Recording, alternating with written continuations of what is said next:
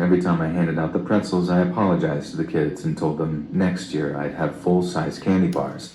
I would have said, the hell is this? The hell out of my face. I should cluck your ass up.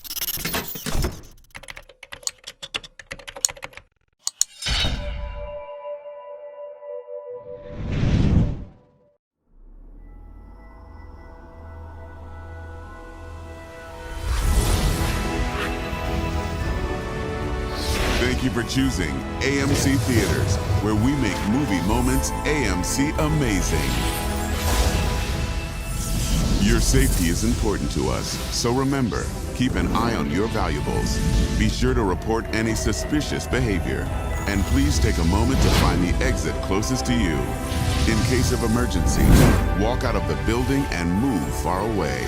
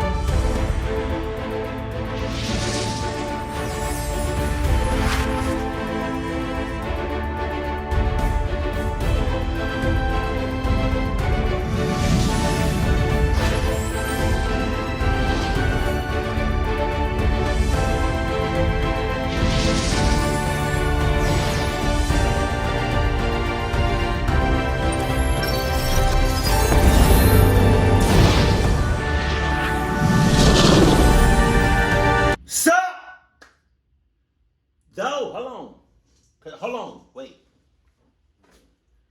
I finally found it. Oh my God. Y'all remember way back, some of y'all may not remember, but way back when, like back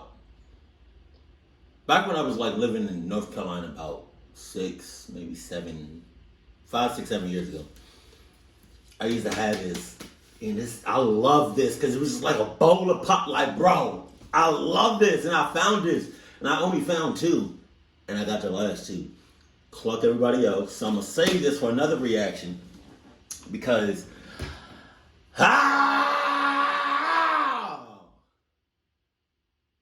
You see it? Come on with it. I like how it doesn't have... Oh, yes, it does. This is like... Every time I find a new seasoning that I like, that I might like, it's like Christmas, bro. Jesus. I'm excited. I don't want to smell nothing yet. Hold on. Snip test! Snip test!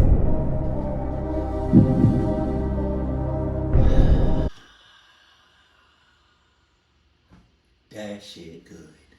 It smells good, but looks and smells can be deceiving. Now for the taste test. Taste test. Pause. Look at it. You see it.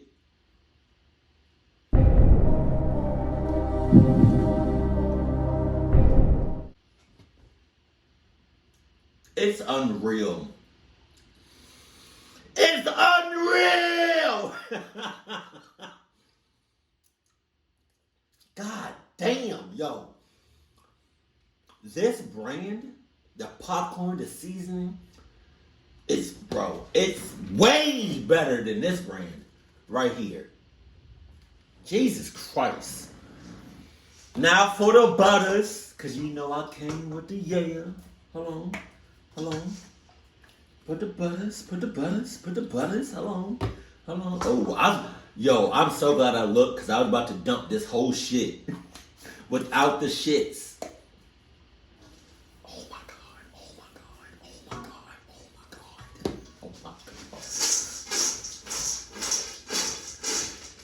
Somebody said last time I did this, it was too much butter. I'm gonna die down. Hold on.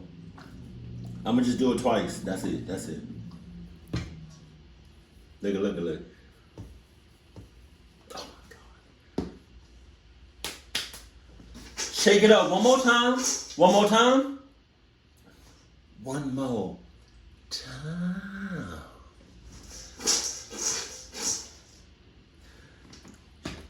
Look at it.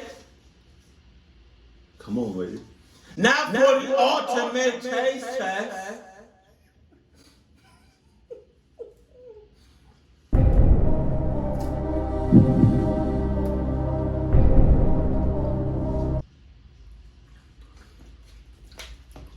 Come on, Toby!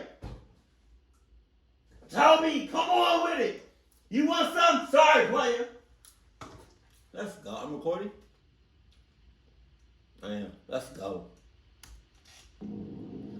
The scariest thing that ever happened to me was on Halloween night of 1999. All right.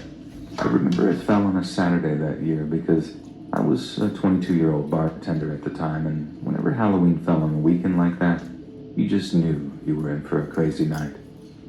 Back then, I was living in Morgantown, West Virginia, so Halloween was always a big event for the college kids, especially the seniors who were old enough to buy booze. Each year, we ran costume competitions, came up with spooky-themed cocktails, played horror movies on the bar's TVs. It was a whole big event. But since Halloween was on a Saturday, the local crowd was going to be mixing with the college crowd, and it'd be one of the biggest Halloween parties the bar ever saw. Naturally, I'm pretty excited about this. So imagine my disappointment when, on the day itself, I get a call from my boss, who had a huge favor to ask me. My boss and his partner owned a few different bars and restaurants, and one was down in Fairmont, about 15 miles south of Morgantown. Somehow, they'd come up incredibly short-staffed that Saturday, and my boss asked me to drive down there to work the evening shift as their bartender. Oh, yeah? I could have just said no, and he'd have just asked someone else to do it, but... Yeah. You could have said no, but since your ass is a cluck ass, and a dumb ass, and a stupid ass, and a sus ass, and everything up above, you said yes.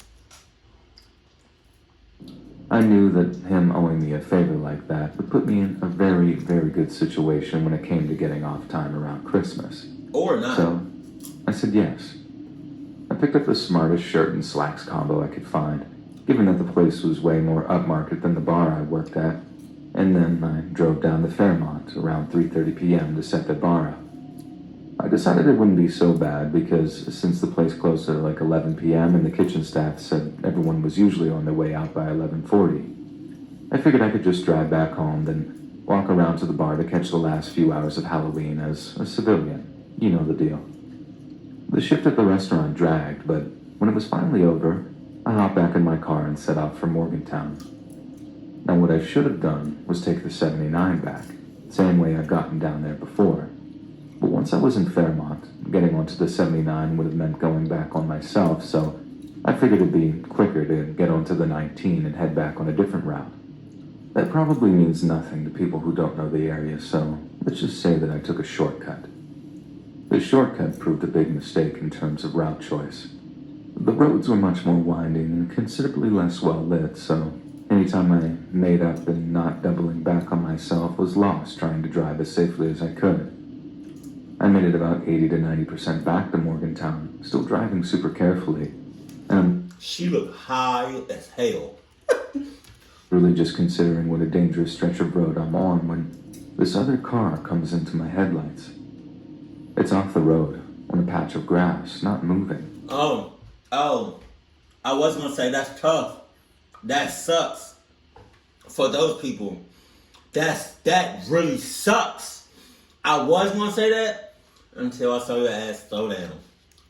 And the passenger door is open. Reaching into the passenger door is a guy who briefly shoots me this look as I drive past him, one that makes me think that he might have needed help. I could have just kept driving, pretending that I didn't see anything and made it back to Morgantown with time to spare. Did I already say I don't like you? Cause I don't like you. But part of me knew that I'd feel like a total douche the next day, just leaving someone stranded at the side of the road when all I could think... But what's worse? Being a douche? Or being a clucky? Cause you got your ass clucked up. That was myself. So I slowed down, pulled a U-turn, and drove back to see if the guy needed any help. Ass? I'm not gonna lie. It did occur to me that going back might have been a bad idea. You fucking... Sorry. Sorry. You cluck and think. But you already turned around. It's too late for you. So you gotta finish the job, Igga. It was Halloween after all. Creepiest night of the year, but I figured if I pulled up and the guy looked like an axe murderer, I could just reverse the heck out of there and speed off before they turned my skin into a mask or something. Jesus Christ. I knew that the person was wearing a white short-sleeved shirt of some kind, so I cut my eye out for it as the car came into my headlights again. But as I pulled up, they were nowhere to be seen. There was someone in the passenger seat, though, so I kept a bit of a distance, opened up my car door, leaned out, then called over to her to see if she was okay. She didn't reply. She kept staring off into the near distance like she couldn't hear me. She looked...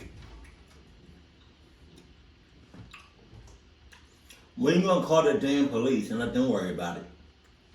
Huh? She clearly is looking at you. She's conscious. You can't tell the situation that you're in? You ass.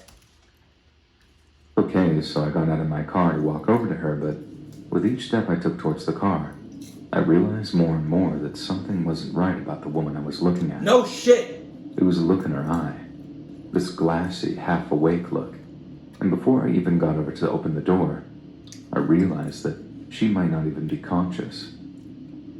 If I'd have parked my car up at another angle, I'd have seen it way before I got close to her, but it took me until I was within touching distance of the car to realize God damn. that she was dead. Oh my God! Someone had stabbed her over and over again in the stomach, groin, and thighs. Her t-shirt was a dark color that didn't really show it, but her jeans were just completely drenched. I couldn't quite believe what I was looking at for a second.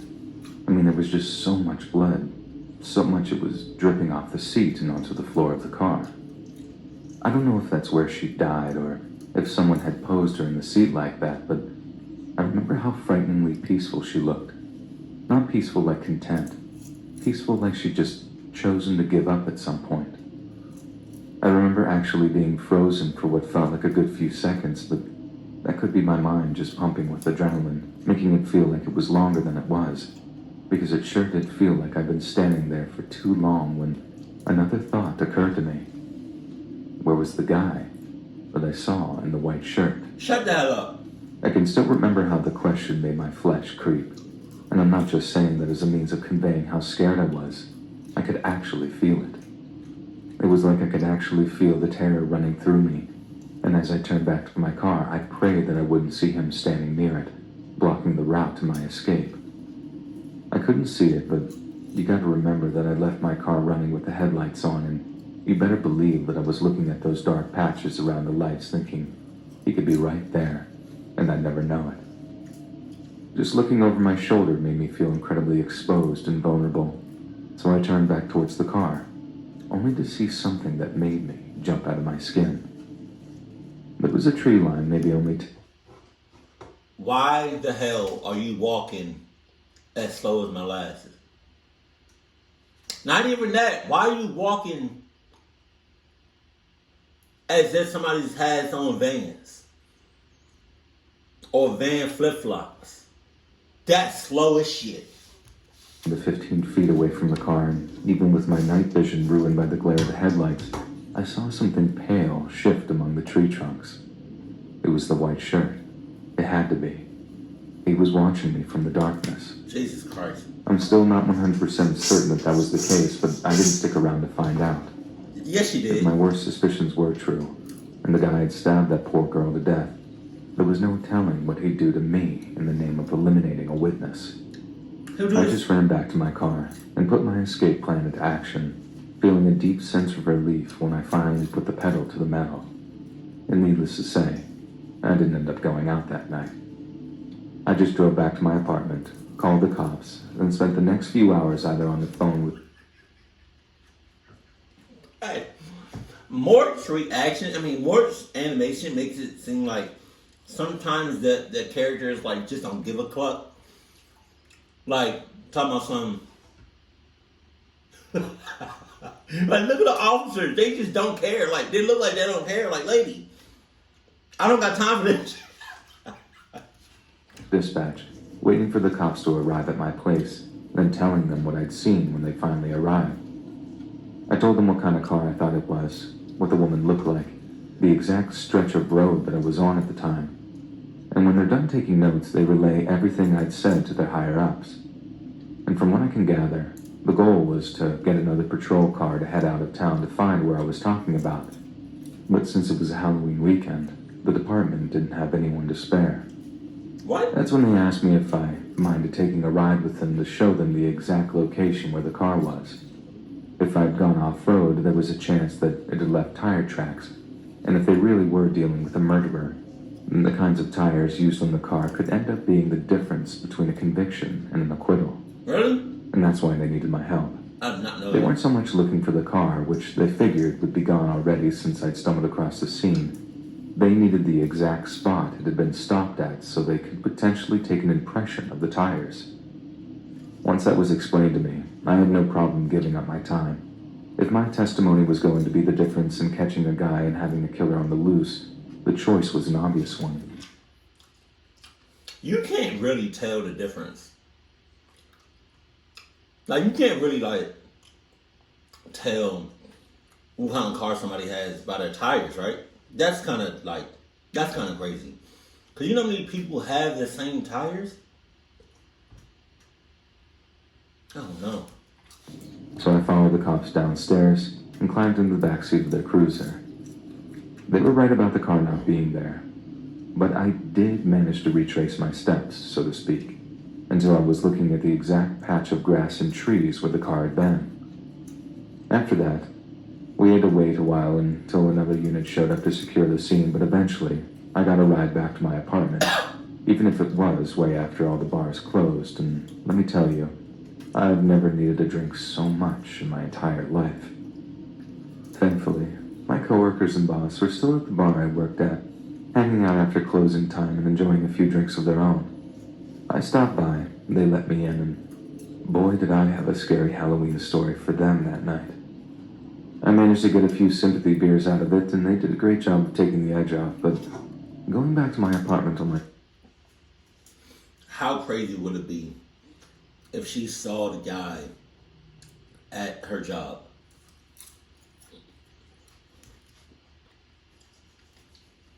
What? One was a different story. I didn't have any nightmares about finding that woman, but it definitely played on my mind for a long time afterwards.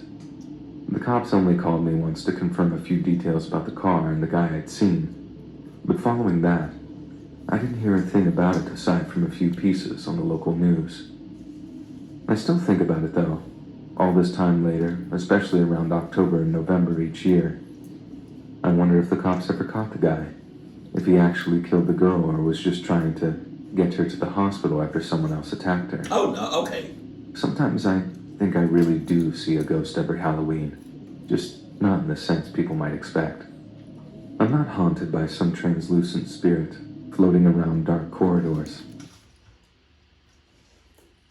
That's psycho. That's crazy. To stab somebody like this, and they do this, that's psychopath. That's psychotic. Instead, I'm haunted by that look on the woman's face. The one that looked almost like she'd given up on life. The one that made her look like death didn't scare her anymore.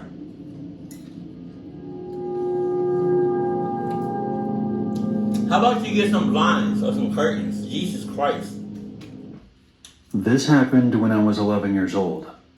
I was trick-or-treating with two of my friends, who I will call Tom and Jerry. Who is that? What voice is that? That's not Unit 522, right? Who is that? It's not Let's Read. Who is that? Who is that? It was towards the end of the night, and most of the trick-or-treaters had already gone home. We decided to hit one more house before calling it a night. The house that we stopped at looked like it had been abandoned for years, but there was a lit jack-o'-lantern on the front steps. So against our better judgment, we decided to proceed. There were a bunch of scratch marks all over the front door. But before we could knock, we heard a loud scream coming from... I'm not laughing. I mean, now I am. But I'm just like laughing on the inside. I don't know what you would call this type of like. It's not. I'm not laughing like. I'm not laughing like that. But it's like, I don't know how you would explain this type of giggle. This person's mask is hilarious. What is that called? When something is funny or it's hilarious, but you don't laugh. Like, I find this like really funny. That's hilarious, but I'm not laughing. What do you call that? inside the house.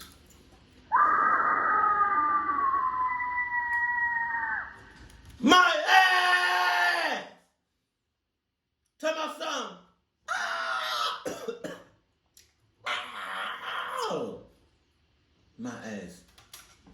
It didn't sound like a distorted scream from a Halloween decoration.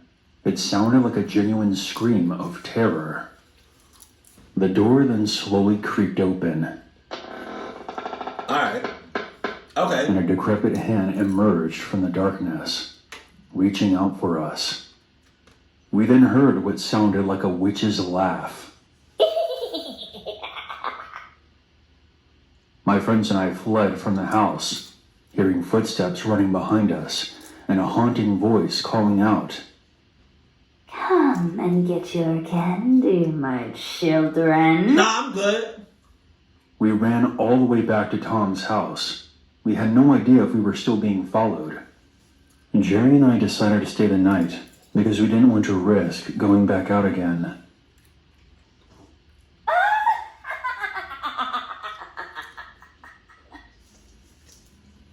I woke up at around 2 a.m. and I heard that same laughter. My guy. Pennywise couldn't be on top of the bed or in another room. He has to be next to my bed, damn near underneath my bed.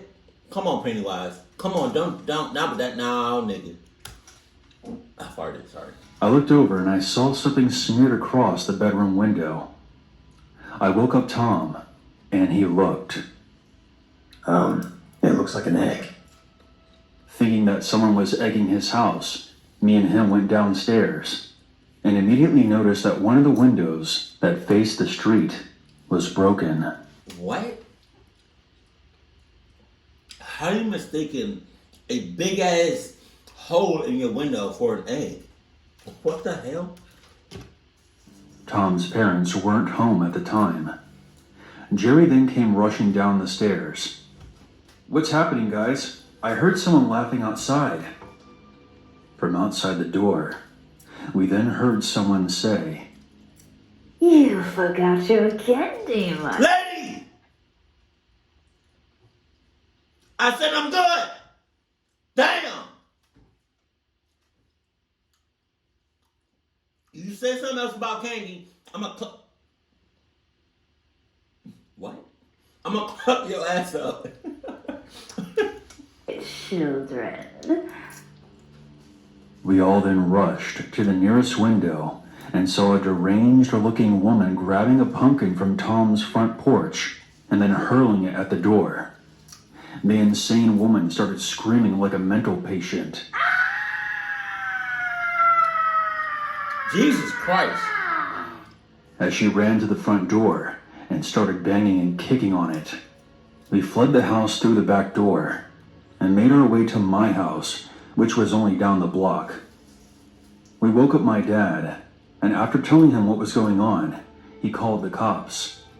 The police arrived a short time later, but they did not find the crazy woman.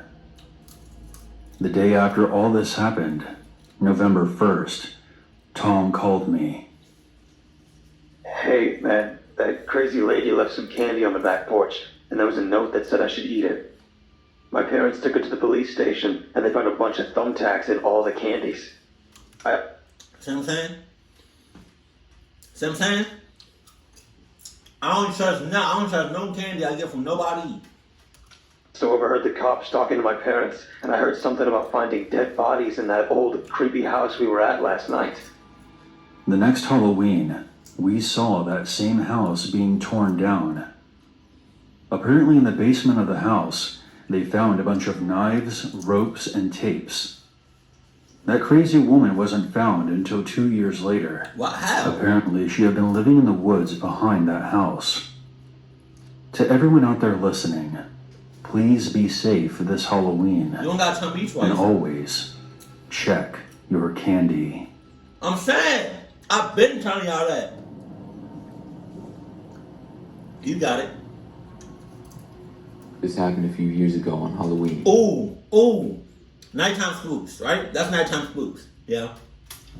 I'm 28 years old, and most people in my friend group get together for a Halloween party the weekend of Halloween.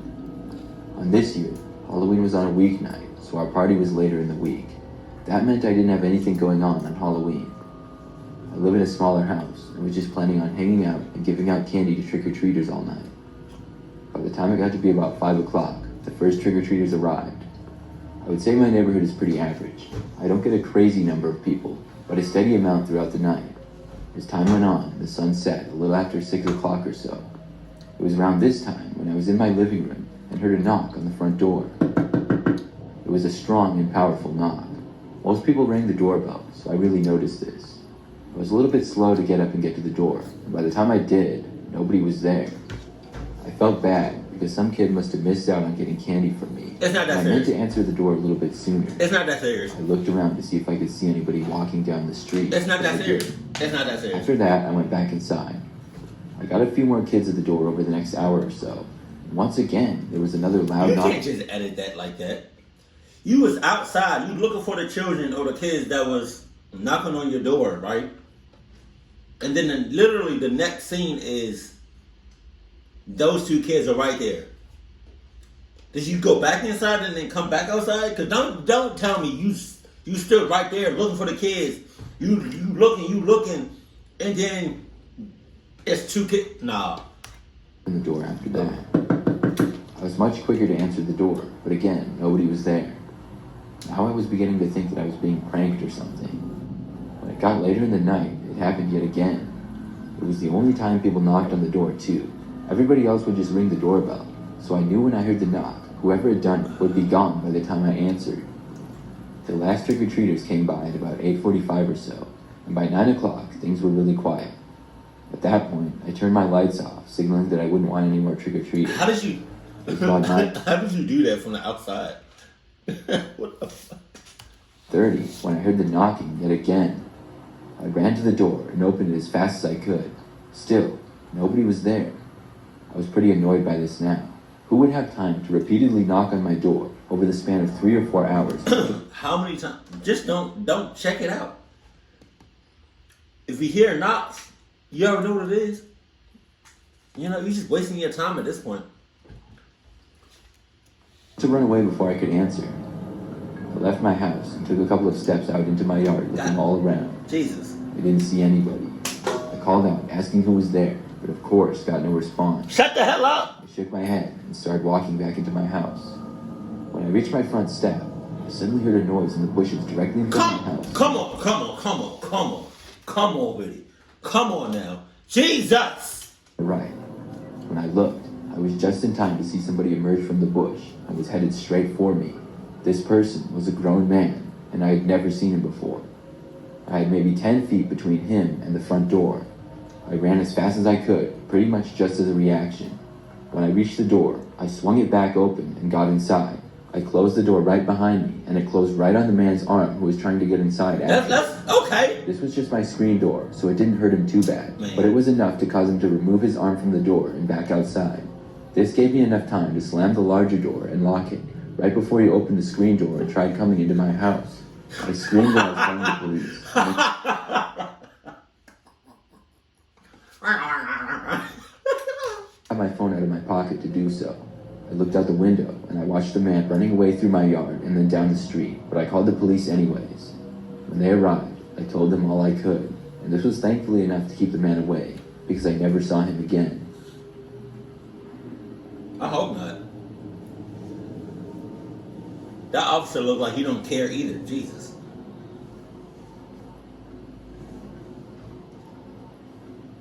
When I was in college, Halloween was always a big time for parties and such. Okay. During my junior year, I shared a house with a couple of my roommates who were some girls I had met and become good friends with during my freshman year. Oh, yeah. All of us had a bunch of our friends over to our place for a Halloween party, Oh, which was a total of about 20 or 30 people. Wow. Our house was small, but we did have 2 floors. It was basically a typical old house you would find in a college neighborhood. Oh, okay. Our university was pretty big, Yeah. so I'm sure there were a bunch of other parties going on that night as well. Okay. We all wore costumes, and I recognized most of the people, even though they were wearing disguises. All right. At about 10 p.m., most of us wanted to go out to the local bars in the college town. We all started to leave, but there was this one guy who I had no idea who he was. He was dressed as the Joker from Batman, but he had on a mask instead of painting his face, so I couldn't recognize him at all. I went over and asked him who he was, but he didn't answer me. He just kind of looked at me and then sort of walked away. There was music playing and other people talking, so maybe he didn't hear me, is what I thought. What? What are you talking about? Yeah. What are you talking about? Lady, Wednesday, get the hell out of here, please. Y'all were this close to each other. My ass, he didn't hear you. He looked at you, y'all locked eyes. Nah. Eventually, I went upstairs to get my wallet and keys. When I came down, most of the people were gone, aside from my roommates and I, who were all set to leave. We left the house and locked up. Then we were able to walk to the bars because they were only a few blocks away. I was out for maybe 2 or 3 hours. I remember I think it was a Thursday and I had class the next morning, so I decided to go back a little after midnight. I didn't want to be out too late, and my roommate Liz and I walked back together. Our other roommates said they would come back later. When we got back, I unlocked the door and went inside first. As soon as I did, I heard a noise from inside. I realized quickly that it was coming from the inside of the closet we had just in front of the stairs. I walked over and opened the door. When I did, I saw the guy who was dressed as the Joker, but his mask wasn't on now. I could clearly see that he was an older looking guy, like in his 50s, and I had no idea who he was. Before any of us had a chance to do anything, I slammed the door back and immediately ran away. Liz saw me running, and we both went outside. I called the police, and we began walking right down the street in the direction we had came from. We later went back when the police were there. We were told that the man was now gone. Our entire house was searched, but they couldn't find him. I guess he had been able to get away. I'm not sure how he knew to go into our house, but apparently he had hidden in the closet while we were leaving. It's really creepy that he was hiding in our house alone the whole time we were gone. We must have caught him off guard when we got back, and he went to quickly hide in the closet. I'm glad I heard him, or else who knows what would have happened.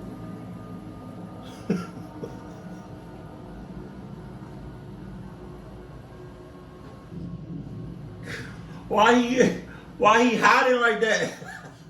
God damn it. This story happened many years ago when I was a kid. I think I was 11 years old.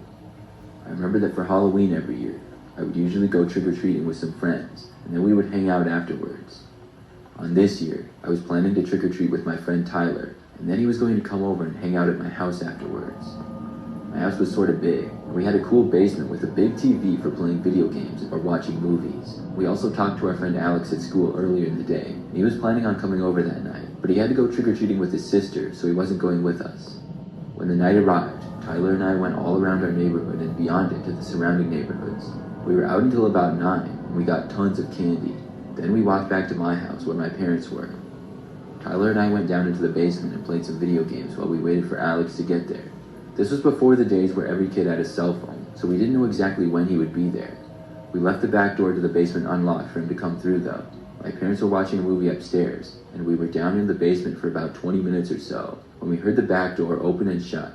It was around the corner from the room we were in, and we assumed that it was Alex arriving. I called out to where we were and told him to join us. However, I didn't hear Alex respond. Really?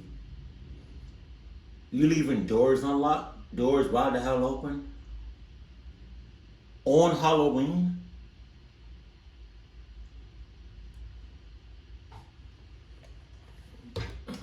Who want to take turns?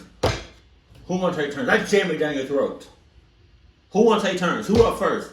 What's up, Mickey? McDonald? Huh? No? You don't want to go first?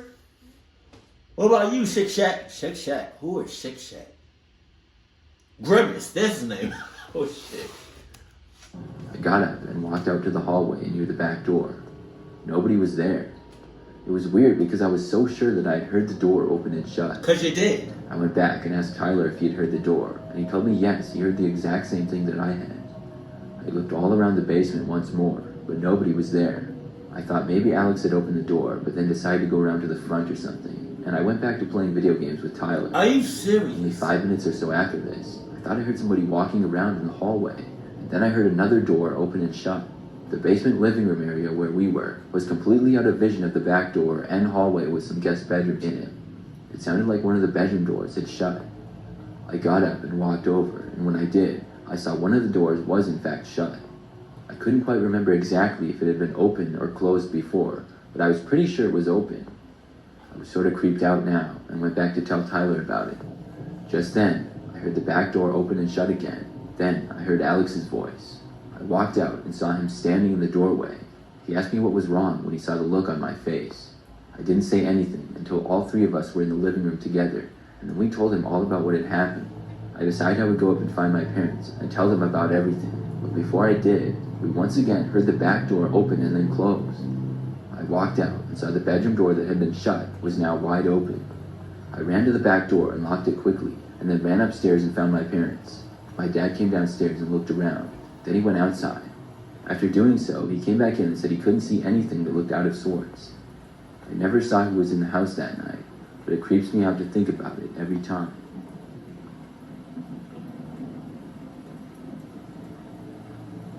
Clock everybody in that house. With or without condoms. I wonder what he's saying to them. Oh, is this it? No, it's not it. Oh, I was about to Back say. when I was still a junior in Why high was that so long? I thought. Why was the ending so long? I thought it was about to be over. Me and my cousin used to volunteer with the local church, and every Halloween, we'd act as chaperones for the younger kids so that This is Let's Read, right? You would think I would know these horror narrators by heart. Jesus Christ. trick-or-treat in safety. It was a pretty good gig, if I'm honest. Most people whose homes you stop at recognize you were the chaperone and offer you a piece of candy or two, which meant you could still cop some free candy despite being way too old and out of costume. We'd been chaperones during our sophomore year, so we knew how much free candy you could get, and since we didn't have anything better to do on the next year's Halloween, me and my cousin figured we'd volunteer again. Just like the first year, we took charge of about 4 third graders each, then walked them around the neighborhood, knocking at any houses that had decorations outside. We head up this one cul-de-sac and we start working our way around the circle of houses when I notice an older kid sitting on the porch of a house across from us. He was maybe about 12 or 13. What the hell is wrong with him? Oh my God. The kids we had with us, but definitely younger than we were, and he's just mad dogging us from across the street. He did not look happy to see us there at all. I could tell. And I even gave my cousin a nudge to be like, what's that kid's problem? We agreed to maybe not knock at that kid's house on the way out of the cul-de-sac, as we definitely didn't want some sort of confrontation occurring. Who would? But in the meantime, we could still knock at other homes so the kids could get some candy. My group had just finished up at one home and was in the process of leapfrogging my cousin's group when I heard a snapping sound coming from the other side of the street. Having not recognized what the sound was, I had no urgency about me as I turned to see where it was coming from. But when I did, I could feel the blood draining from my face. What? The angry-looking kid from the other side of the street was in the middle of reloading one of those break-barrel air guns, and I started to panic as I realized that he might have hit one of the kids in my group. And that's when the screams started. My head whips around to see a little girl who's in the middle of unleashing the most ear-splitting scream I'd ever heard. She's pointing at another kid, one dressed as the blonde girl from that Frozen movie, who had a hand over her eyes with blood dripping out from underneath it. God damn. I remember going to complete panic mode. Not so much because of the kids were hurt, or even that her injury seemed like it was really bad. It was because I'd already seen the kid reloading. He didn't just shoot and run away. He wanted to keep shooting. My first thought was to tell the kids to run for cover, but before I could even get a word out, They were scattering in different directions. Meanwhile, my cousin had been wise enough to the kid shooting pellets at us from the moments he fired the first shot, and the kid only barely got another pellet into the barrel before my cousin just slammed into him. He got all that. Both of them were sprawled out on the ground for a second. Then just before I ran away to help, my cousin wrenches the air gun away from the kid and starts beating the life out of him. I mean, absolutely knocking the snot out of this kid over and over again.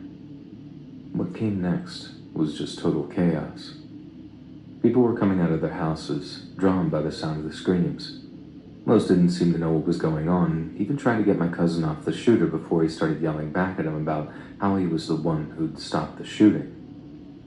The cops took way too long to show up because there was no initial reports of gunshots or anything. That, and I guess they were super busy with it being Halloween. The EMT showed up first, and it was while the little frozen girl was being treated that I learned her injuries weren't that bad. I thought the little pellet the kid had fired had taken the poor thing's eye out. It turns out, it had struck her just around her eyebrow, and although there was a nasty gash, she hadn't been blinded, thank God. Once the injured girl had been taken off to the hospital, and I had made about a dozen phone calls to a dozen different people, I finally led the kids back to our church, leaving my cousin to wait for the cops while still sitting on the shooter. My cousin said the whole time his biggest worry was the shooter's kids' parents appearing, but he was in that cul-de-sac for just over an hour, and not only did they not show up, but no one seemed to know who or where they were. He told me that after the cops arrived, they arrested the kid, asked him a few questions, and he passed on my cell number so they could talk to me too. I didn't realize it until talking to them, but I don't think I'd taken the time to properly process what had happened. So as I was breaking down what I'd seen before the kid fired, I ended up breaking down too. Like I said, the shooter was only maybe 12 or 13 years old, meaning he probably is either in juvie or some kind of program as I'm writing this. I know kids his age can be mindlessly and thoughtlessly cruel, and that in opening fire on that little frozen girl, he hadn't... It's not just his age. That's any age, anybody, any race, any ethnicity can just do some crazy ass shit. Properly thought through his actions. But I remember being that age, and I can't imagine having the hatred or malice in me to do anything like shoot an air gun at a little girl's head. Malice? What is that? It's no surprise to me that his parents weren't around, and I'm not trying to excuse his actions, but I've always wondered what the kid's home life was like for him to even think about hurting someone like that. It was probably clocked I up. hope he was punished, don't get me wrong, but at the same time, I hope that kid gets the help he needs. I don't. Not so much because I feel particularly bad for him, which to be fair I do. It's because if he doesn't get help, that little girl might not only be the innocent young female he ends up hurting. Or they can just keep him locked up forever, you know? Alright, so this is the first video. We'll go on to the next one. Let's go to the next one.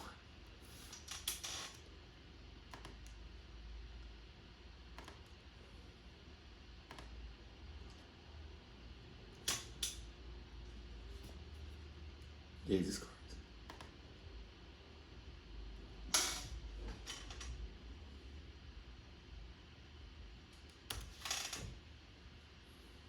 Not the laundromat.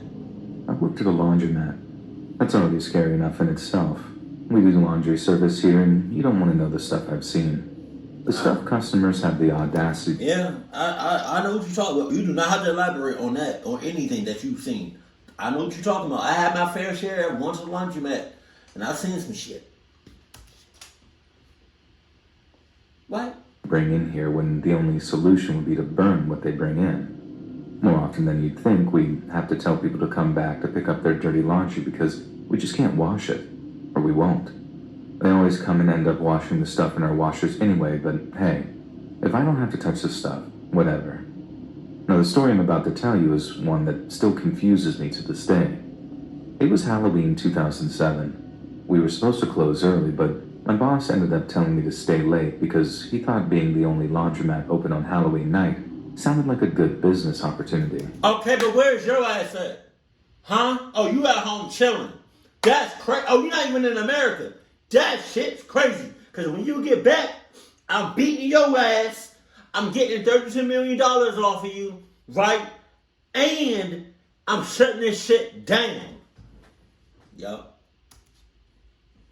I don't think he would have thought that if he was the one that had to stay there, though. Yeah. So instead of closing at 6 p.m., we were going to close at 11 p.m. I was promised double overtime, so I was all for it. You were My promised boss that. left around 7, gave me the keys, and told me to lock up before I left. She looked like that old lady looked like she just saw some shit she wasn't supposed to see. She was not supposed to see. She looked traumatized like a motherfucker. I really thought it would be a super slow night, but it wasn't. A lot of older folks came in to do their laundry. They said they were grateful for the late hours on Halloween since it meant that there would be fewer kids in the store than usual. By 10 p.m., everyone was gone, and I didn't expect anyone else to come in that night. About 20 minutes before closing, a man came in. He was wearing torn-up, dirty clothes and reeked of alcohol and, I think, weed. I tried not to judge, though, and told him that he wouldn't have time to dry his stuff before we closed. But he was still welcome to use the washer if he didn't mind taking his wet clothes with him. I would have stayed longer for him to dry his clothes, but I promised my husband that I'd be home early enough to help put the kids to bed, and 11 was already pushing it. I didn't really know what to think when he pulled out blood-soaked clothing from the black trash bag he was carrying. And when I say blood-soaked, I don't mean dried blood. I mean, when this guy pulled the clothes out of the bag, they were sopping wet and dripping with blood. I was staring at him wide-eyed. He must have noticed, because he turned to me and asked if we had any bleach, and that he was a butcher, and those were his work clothes. My ass. He bought some bleach, and all I could say back to him was, mm-hmm. His clothes smacked against the sides of the washer as he loaded them in, and I watched the water and soap turn dark red as the machine swirled the clothes around. When the buzzer finally went off, signaling the cycle was over, I was relieved. He'd chosen the quick cycle, so it was only around 10 past when he was done, and I was excited to go home. But when he pulled the clothes out, they weren't even close to being clean. He came up to the counter and asked, well, actually begged, to please let him run them again. God damn. That meant another 30 minutes of me being there with this really sketchy guy washing gallons of blood out of his clothes. But I felt like I couldn't say no. Oh, yeah? I didn't buy the butcher's story and asked him again what all that blood was from, and Because now you asking too many questions. You asking stuff that you had no business asking. That doesn't concern you whatsoever. Lady, mind your damn business. this time, I actually got a different story. He said that he wasn't actually a butcher and just used that as an excuse. He said it was actually fake blood that he bought from the Halloween store for a prank that he was playing on his buddies that night. Oh, yeah? He slipped and got it all over himself instead. I didn't buy that either, but I didn't want him to know that, so I agreed to let him run them through again. He restarted the washer after adding more bleach, and the water ran clear this time. He asked if I wanted to hear a scary story, and God knows I didn't, but again, thought saying no to this man wasn't an option, so I just said sure. And here's what he said. A man was walking in an alleyway at night when he got this urge, an urge he'd been feeling on and off for years. He always held back and learned to ignore it, but this time, he couldn't. He wouldn't. He had to give in. He had to satisfy this craving he'd been having. It felt like if he didn't, he would die. His soul would die. What was this urge? It was the urge to kill. The man had experimented with death since childhood. He would dissect dead animals he found and became really fascinated by serial killers and the way they thought. He related to them. He even wanted to be like them sometimes. Well, the pre-prison version of them at least. Killing animals was fine, but it was never enough. When he got into his later adult years and got a job, moving up a level was all he ever thought about. He found himself in that alleyway, fully prepared to go up to that level. He just didn't know exactly how. He didn't have a plan or know where to go, who to look for. So you just standing there, lady. You just standing there just cause? For no reason, you just standing there. Okay. He just knew that was the night. He walked through downtown and saw a woman standing on the corner. She was obviously a call girl, and he asked her if he could buy her services and if they could go step into an alley since he had nowhere else to take her. She agreed, and they walked together into the darkness. Oh my God. As he walked behind her, he saw an old rusty metal pipe laying on the ground beside a dumpster. He picked it up and hit her in the back of the head with it. He hit her so hard she fell to the ground completely unconscious. Damn. Her head began oozing blood, and he'd never seen so much blood come out of the human body before, and he was entranced by it. He sat down next to her and put his hands in the blood, rubbing it all over his face and clothes. He picked her up and laid her head into his lap and watched the blood drain over his body. The feeling he got was like no other. It was like something he couldn't even describe. I told him to stop telling me the story since it was grossing me out and really scaring me, and thankfully he did. Before I knew it, the buzzer to the machine went off again and he was loading his pink wet clothes into his bag and heading out the door. I was a little scared to leave after him, but I just wanted to get home. I grabbed my things, locked up, and rushed quickly to my car in the night. The next day when I went to open the laundromat in the morning, there were officers waiting for me. And I instantly knew why. There could be no other explanation. When they asked me if a man came in with bloody clothes the night before, and I told them everything. I asked how they knew he came in, and they said that they were able to follow him on security cameras and street cams and saw him come into the laundromat from the camera across the street. It turns out the story he told me was true, and it was, of course, about him. Thankfully, the woman he had obviously tried to murder narrowly survived after someone found her lying there not long after she was hit. Thank God. She lost a lot of blood from her skull area and was on life support, but was expected to recover in time. They still haven't found the guy, terrifyingly enough. Damn. And thank God I haven't seen him since. Damn. There have been no other instances Damn. similar to that, so I Damn. don't know if he's attempted anything again. I keep a lookout Damn. on the news and praying he Damn. never tries to hurt Damn. anyone again. Damn. Even though with what he said, I know he probably will. How is she not I'm dead? scared for anyone who has to face that evil man. I don't know what I would do if I saw him again. But I do know one thing. I'll never, ever work late on Halloween night at a laundromat. Ever. Again. Yes, you will. But you said you don't know what you would do if you ever saw him again. You got two options. You can cluck his ass up, like he clucked up that. Why am I stuttering? That woman, or you can haul ass like a mother clucker and don't ever have any human interactions ever again. Just saying. Be friends with the fish. Jesus, I gotta do something, so it's gonna be a little while before I get back. But for y'all, it's gonna be like a second. So sorry.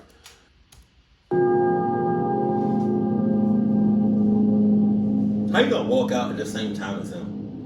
I want to start off by saying I'm not one of those people that thinks kids shouldn't have candy on Halloween. Growing up, I even hated the people who would hand out apples and pretzels. It was always such a bummer. But one year, I was working so much that I forgot to get candy until literally the day of, and when I went to the store to get some, there wasn't any left. Unless you're getting candy for yourself, it's not that serious. The only thing left was some stupid pretzels and the ghost spider and web shapes. I mentally screamed at myself, but I had no other choice. To get those and hand them out tonight when kids would eventually be coming by. Throughout the whole night, Pretzels. Clock? every time I handed out the pretzels, I apologized to the kids and told them next year I'd have full-size candy bars. I would have said, "The hell is this? The hell out my face! I should cluck your ass up."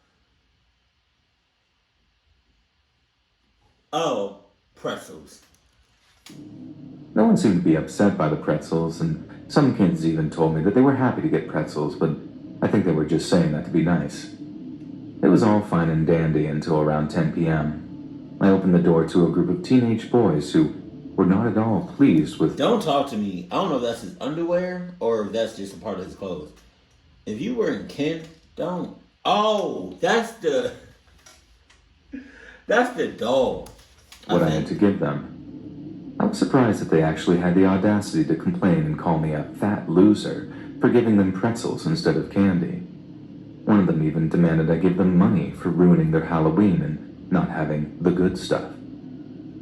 After around the 5th insult, I just shut my door. I heard one of them kick it as they were leaving, and one of them shouted, "You'll regret this." They were just stupid kids, though. I didn't think they'd actually do anything to me just because one of the many houses they went to gave them pretzels.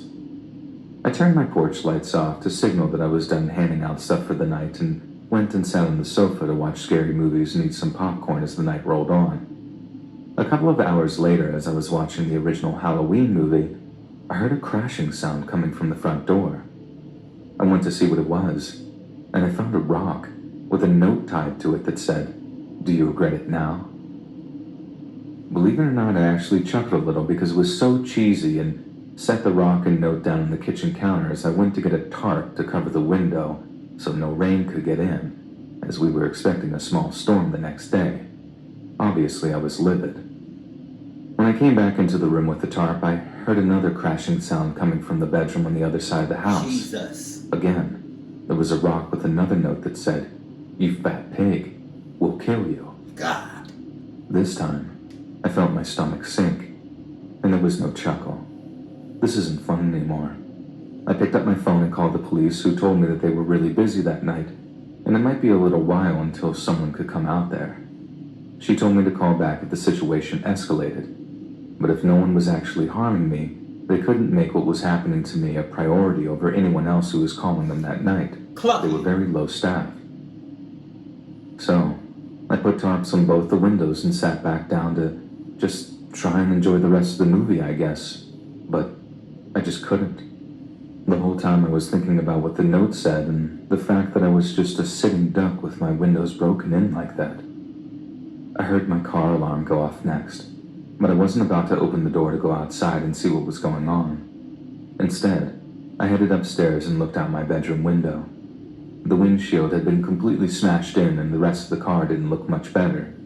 All I could think about was how these kids must be certifiably Over some damn pretzels. It may not even be them, but I'm just saying, over some damn pretzels. to do this over some stupid pretzels.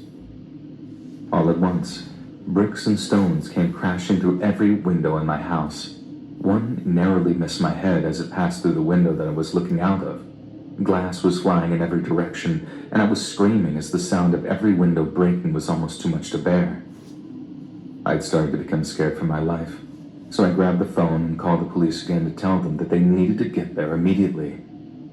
I saw the neighbors come outside to see what the noise was, and I yelled for them to call the police and get back inside. I rushed downstairs to get out of the house and take refuge with one of the neighbors, but that was never going to happen. At the bottom of the stairs was the same group of kids from earlier, the same kids who had been terrorizing me that night. Only this time, they were holding bats and rope. I rushed back into my bedroom and locked the door behind me, but that didn't stop them. They broke through the door like it was nothing and rushed toward Y'all that mad over some damn pretzels. That's deeper than that. Holy shit. And y'all look like y'all own some shit. screaming like they were going into battle or something. They beat me while screaming insults and laughing. I remember laying there and becoming numb to every blow that came across my body. And the laughing is what disturbed me the most. They were enjoying what they were doing. And eventually, all I saw was black. The police arrived sometime later to find me curled up in the fetal position on my bedroom floor, bruised and bloodied. They called an ambulance that took me to the hospital, and I ended the night with 8 broken ribs, a broken collarbone, torn ligaments, multiple lacerations to my body, a fractured eye socket, and fractured skull. They told me with the beating I got, I was lucky to have survived with no internal injuries or major brain damage. I spent a couple of months in the hospital and had to move in with my mother during my recovery. Thankfully, those idiots were stupid enough to brag about what they did in school. They must have bragged to the wrong person because one of the people they told ended up going to the police with the information. All in all, 8 boys between the age ranges of 14 to 17 were arrested and charged with home invasion and attempted murder, as well as assault with a deadly weapon. They were all tried as adults, and their sentences ranged from 12 to 25 years. Okay. Some made deals to talk about what had happened to get lighter sentences, and I was relieved that they got the time they did. Thank God. I had little hope when they were originally arrested since they were all minors. I have fully recovered, and the only lasting injury I have has been PTSD from that night. All in all, I'm just glad I'm alive today, able to tell the story. Safe to say, I don't hand out pretzels anymore. I would hope I not. don't hand out anything. I refuse to answer my door on Halloween night, and I don't want to risk angering the wrong kids and possibly repeat the scariest night of my entire life. Jesus Christ. Well, maybe take away some of the decorations too. Jesus. Make it look vacant. Hey everyone. This is a story that I remember recently while talking to my friends about stuff we used to do in high school. For clarification, I'm a female, and the story happened around 2015 to 2016. I also went to school in a small southern town where news spreads very fast. When the story happened, my friends and I were juniors in high school. We were kind of the nerdy outcasts at my school, and we tended to plan get-togethers all around the holidays. Usually we would just play video games, order pizza, all that good stuff. We were planning our usual Halloween get-together for the year when gossiping was spreading around about a huge Halloween party that was taking place just outside of our town. My friends and I weren't interested, but a lot of girls at our school were. Guys from other high schools were inviting them and a lot of other teenage girls to the party. Me and a couple of my friends were invited too, but like I said, we just weren't interested. The party was said to have tons of weed and alcohol at it, and my friends and I were pretty clean and sober. Though because of how small, boring, and religious our town was, a lot of teens were willing to get involved in some trouble, especially if it involves drugs and alcohol. After Halloween, we had police at our school asking questions to specific students, and even interrupting our classes to talk to people. Well, as it turns out, it wasn't a harmless Halloween party hosted by some teenage boys. It was actually a Halloween party hosted by creepy old men who had paid teenage boys to lure teenage girls to their house. They were found out because some girls tried to leave the party and were then stopped by one of the men. Our girl had brought her boyfriend, and he stepped in to try and help her. One of the men got so furious by this that he ended up beating the shit out of the boyfriend to the point of unconsciousness. A neighbor close by where the party was called the police, and the men were then arrested swiftly. When the police searched the house, there were drugs, guns, and voicemails talking about kidnapping and selling some of the girls at the party. They even found text messages where they were taking pictures of the girls at the party for the approval of whoever they were talking to. The arrest and evidence spread like wildfire in our town. All of the people, especially parents, were terrified. I remember that some of the kids at our school had even moved away after that incident. I graduated college pretty recently, and the story came up again at another Halloween get-together with my friends. It's still terrifying to think what might have happened if the police weren't called. What horrible things would have happened to our classmates if nobody witnessed anything. We all agree that it was sheer luck that everybody made it out okay, and that the boyfriend who stepped in recovered at the hospital. Just remember to be careful out there. You really never know what can happen. Have Adidas protection. You'll never got to worry about nothing. This took place when I was about 19 years old, and this is something that nobody should ever have to go through. To cut to the chase, it was Halloween night of 2010, and my friends and I had been invited to a Halloween party from a few classmates that was open to pretty much anyone. Kind of like what you'd expect at a block party. I was not the most popular girl in school, so I really didn't know anyone except for the friend I was going with. There were lights, food, music, and they even had a pool in the back, which was off limits for whatever reason. My friend was busy getting wasted with a few guys, and I was that awkward third wheel girl who didn't know what to do. Eventually, I grabbed a couple of beers and went outside to go smoke by some trees, since smoking obviously wasn't allowed inside. So I'm smoking a cigarette and practically chugging my beers by a tree, enjoying that cool October breeze when I look to my left and see some guy walking towards me. I give him a quick wave to say hello, and he nervously says hi. At first, I thought he was from the party, but the more I noticed him, The more I began to realize that he didn't look like he belonged here. Most of us were high school aged. This guy looked like he was in his mid-40s or 50s. God damn. His eyes were red and his face was pale, and he wore a dirty white undershirt with cargo pants. He walked right up to me and said, "Got any more smokes? I could use one." I replied with, "Sure thing." I gave him my lighter and he takes a few puffs and immediately throws it onto the ground and stomps on it. It was a bit unexpected, but I didn't feel threatened. I tell him it was nice meeting him and that I was going back inside to meet my friend. All of a sudden, he tells me to wait and that he wanted to show me something he found deeper into the trees. Okay. Bet. So how about you go get it, right? If it's too heavy for you, grab some help. Go ahead and get that shit. I'm gonna stay right here in front of the house full of people, right? And then you come back and you show me what it is. Because if we think for 2 seconds, I'm about to follow you into the woods.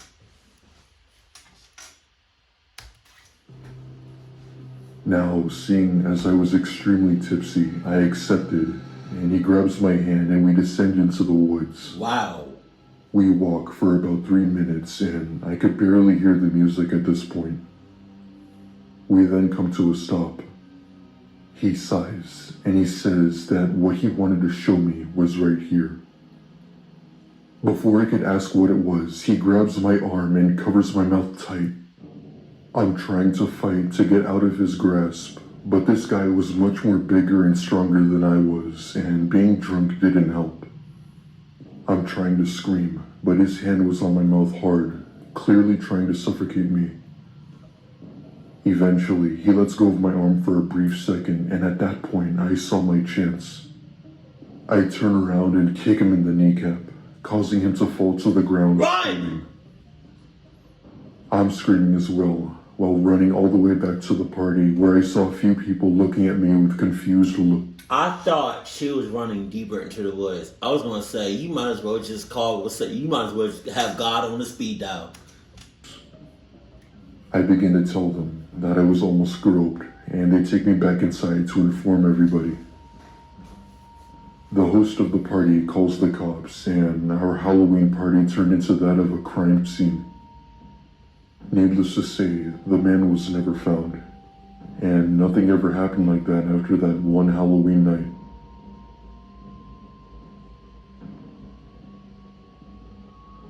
That'll be my last Halloween party. I'm not too fond on open parties of any sorts. What? For a little bit of context, I'm a female, and this happened on Halloween night of 2018, and I was working at the wildly popular Spirit Halloween store. It wasn't the best job, but I was struggling financially to keep up with my college tuition and rent, so I really needed the money. With us being the top Halloween store, we were obviously open on Halloween night, and that was one of the nights where I didn't want to work, but unfortunately had to. It was me and my coworker Cameron. I was in charge of checking the merchandise while Cameron was our cashier and the store was dead. To cut to the chase, I had been putting a few items in their correct places due to the customers not caring and just leaving them wherever they want. As I'm walking around, I hear the door open and see a very freakishly tall man walk in. I say, "Hello, welcome to Spirit." He gives me a nod to, I guess, say thanks, and then walks around the store. At one point, I'm putting some of the masks in their correct places when the man comes walking in the aisle. I give him a polite smile and asks if he needed help with anything.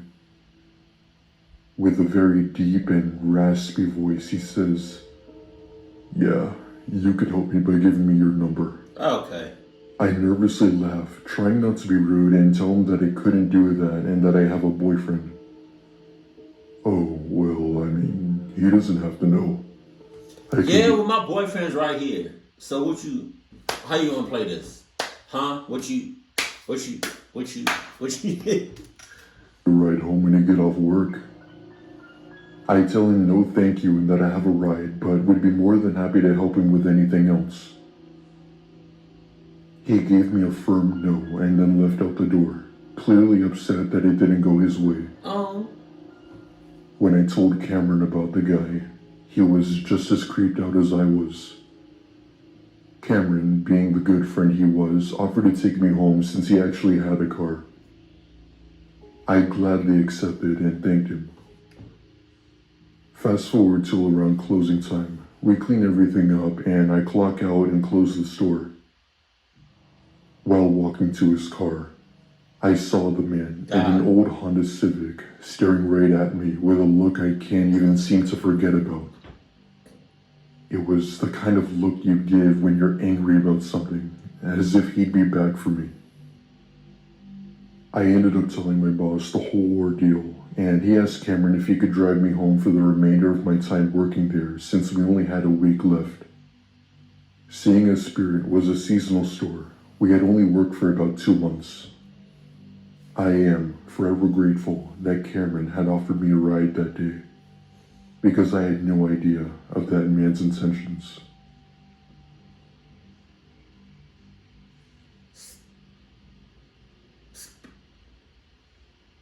Spirits? I'm a 32-year-old female living in Colorado. Come on, Nightmare Files. I see you play. And Halloween is by far my favorite time of the year. But one Halloween stands out in my mind that I'll never forget. And it's not for the right reasons. It was 2007 and I was about 17 years old.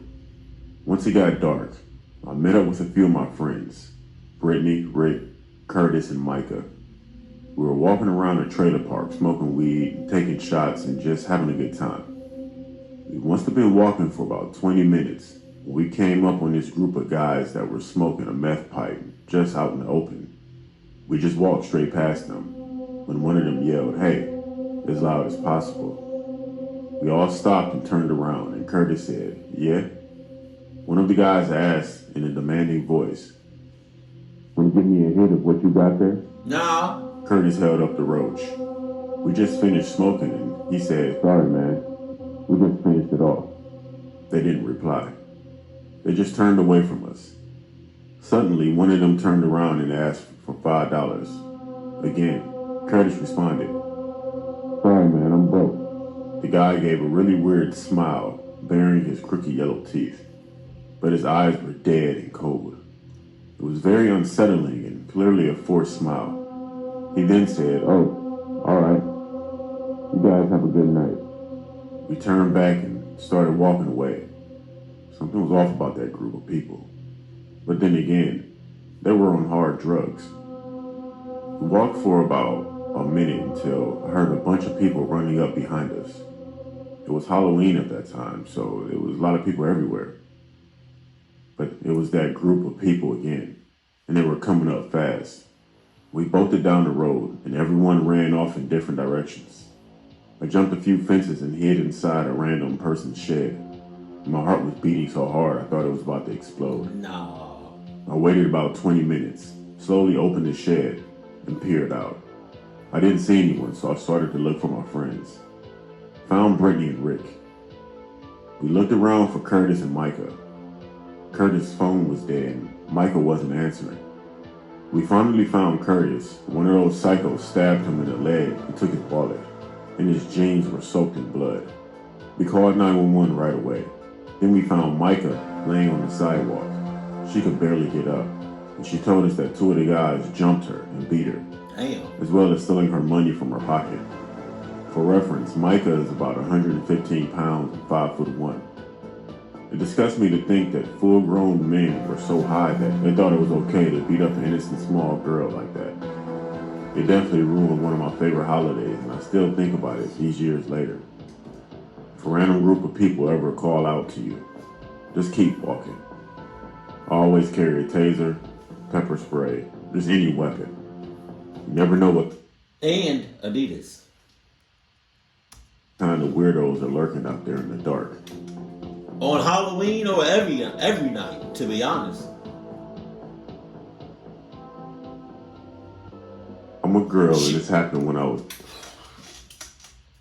Like, yo, I'm religious. You know, I'm a Christian. You know, I believe in God. You know, the heavens, the Lord. I believe in all that. But it's just something about churches, especially at night, that just gives me a bad vibe. about 9 years old. At the time, I loved the trick-or-treat in my neighborhood. This was short-lived because by then, my neighborhood wasn't exactly safe anymore. That year, which was 1992, I attended a church Halloween party. There were many kids that I recognized from school and from nearby areas. I dressed up in a little devil costume that year, complete with pastel and horns and, the usual. Yeah, a little bold for a church party, but several other kids were dressed as devils, and I saw many girls dressed as witches. The party host, who I'll call Father Francis, stood greeting everyone. I remember he was dressed like a version of Captain Hook. Every kid attending got goodie bags at the door from Father Francis. For some reason, every kid who was dressed up as a witch or a devil got a baggie of homemade cookies. Oh. They looked like sugar cookies, with powdered sugar dusting the tops. The party was great fun, but I was eager to get home and try a cookie. Father Francis had told us not to eat the cookies there because he said it's our little secret. I saw nothing sinister at the time, but Anytime, that's sinister. Anytime, no matter what holiday, no matter who it is, no matter where you at, no matter what day, just anytime somebody says it's our little secret, don't trust that shit. back, something seemed weird and wrong. When I got home, I decided to try one the next day. I remember finally trying the cookie. I almost immediately spat it out in the garbage. It tasted really bad, and the powdered sugar was bitter tasting. My mom noticed my reaction and asked to try one. Her reaction was identical to mine. She demanded to know where I'd gotten these from. I told her Father Francis had given me a bag of them. Not Father. Grabbing the bag, she inspected the cookies. She smelled the bag, making a suspicious face. And then she tasted the powdered sugar.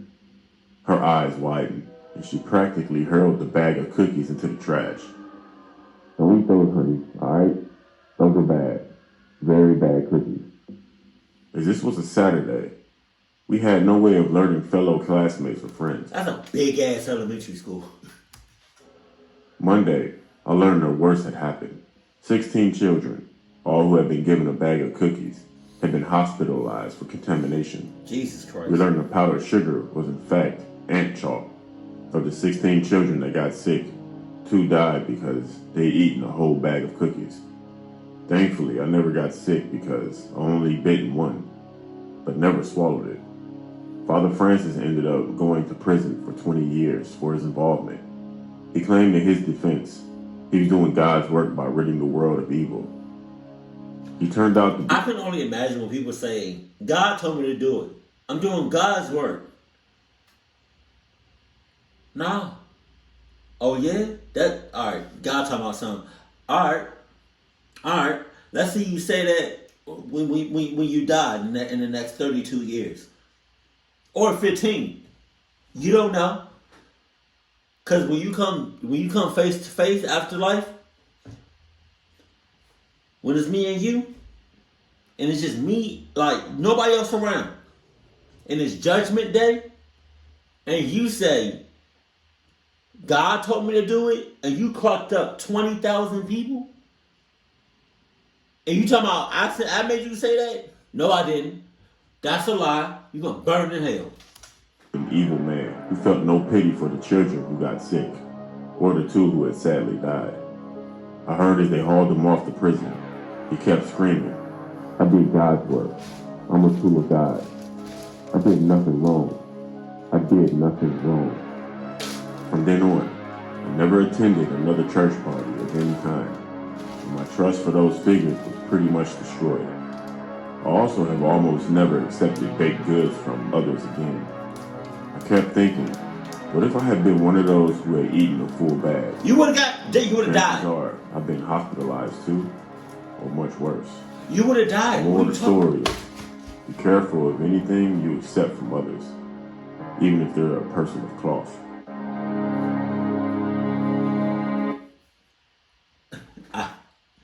I keep forgetting how Mort just ends his video just abruptly. Oh my God. Yo, hopefully this video goes up on Halloween. But happy Halloween. Please be safe. Yeah. Let me know if you're going out, if you're trick-or-treating, if you're staying indoors. Let me know that.